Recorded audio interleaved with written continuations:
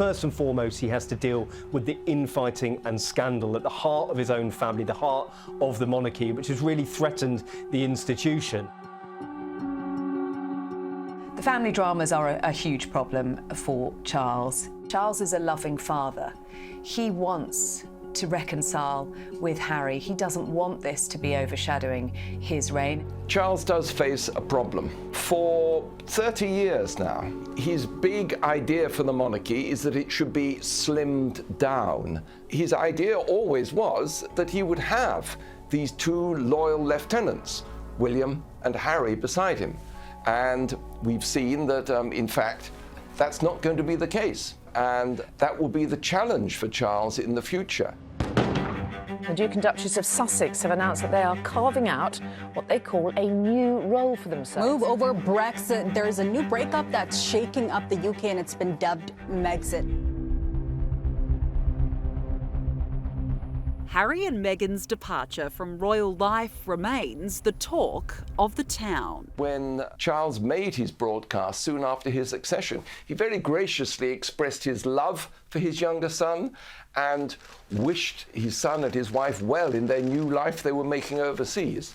That was a very polite way of Charles saying, off you go to California, we wish you well, that's the end of it. The future for the British monarchy lies with Charles and William operating as a pair. But the Sussexes didn't go quietly.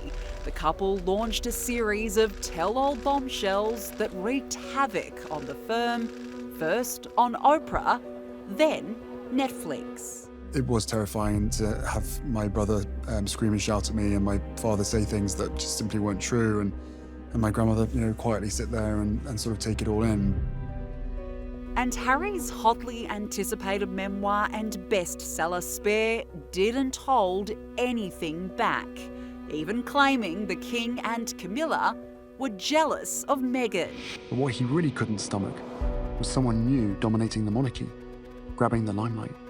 Someone shiny and new coming in and overshadowing him, and Camilla. He'd lived through that before and had no interest in living through it again. The King and the Prince of Wales have been severely wounded by Harry's barbs, and I don't think anything will change their opinion of Harry. Harry was very close to his father when he was young. But since he's got married, his behaviour has changed enormously. When I was writing his biography, he was charming, charismatic. I don't recognise him now. He's as hard as nails, he's spiteful, he's revengeful. I think that the King will be mindful of the accusations that were made in Spare. He's going to be very hurt by many of them, particularly those levelled against his wife Camilla, the now Queen. It's incredibly hard to see how they reconcile fully after everything that has been said and done. But at the end of the day, he's a father of two boys who he loves dearly. He wants to have good relationships with them. If they wanted to go, they had the Queen's goodwill. They had his father, Prince Charles, still at that time, his goodwill.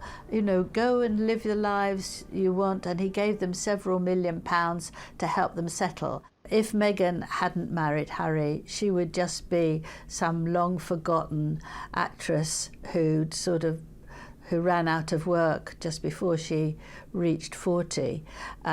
Now she's very famous all around the world, and she's very rich, and lots of doors have been opened to her.